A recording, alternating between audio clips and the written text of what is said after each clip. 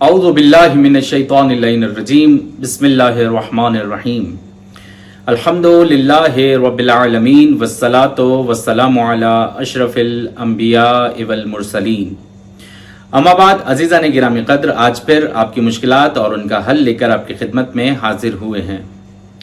آج جس مشکل کے بارے میں آپ سے گفتگو کریں گے یا جس مشکل کا حل بیان کریں گے، اس مشکل کے بارے میں بہت زیادہ پوچھا جا رہا ہے اور آپ کا تقاضا بہت زیادہ تھا، اس لیے ہم اس مسئلے کو، اس مشکل کو اپنی گفتگو میں شامل کر رہے ہیں. آج ہم گفتگو کریں گے اسقاط جنین کے اوپر، یعنی بچے ضائع ہونے کے اوپر.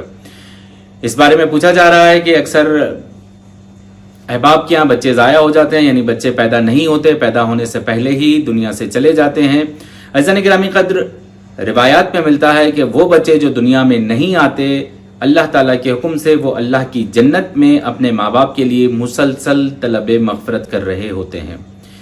بہرحال ایسا نہیں ہے کہ کسی چیز کا حل نہ ہو. اگر کسی کے ہاں بچے ضائع ہوتے ہوں تو روایات میں موجود ہے اس عورت کو کہ جس کا بچہ ضائع ہوتا ہو، سورہ کہف کو لکھ کر اس عورت کے گلے میں پہنایا جائے تو اللہ کے حکم سے اس کا بچہ ضائع نہیں ہوگا. اسی طرح ایک اور عمل ملتا ہے کہ جب کسی عورت کے بچے ضائع ہوتے ہوں تو اسے اس کے قد کے برابر ریشم کا کپڑا لیجئے اور اس پر 7 گرہیں باندھیے.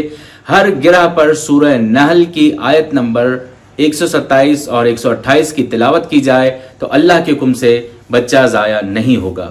امید ہے کہ آج کا پروگرام ہم سب کے لیے مفید رہا ہوگا. پروردگار عالم سے دعا ہوں کہ مالک دو جہاں ہماری تمام تر مشکلات کو حل فرما.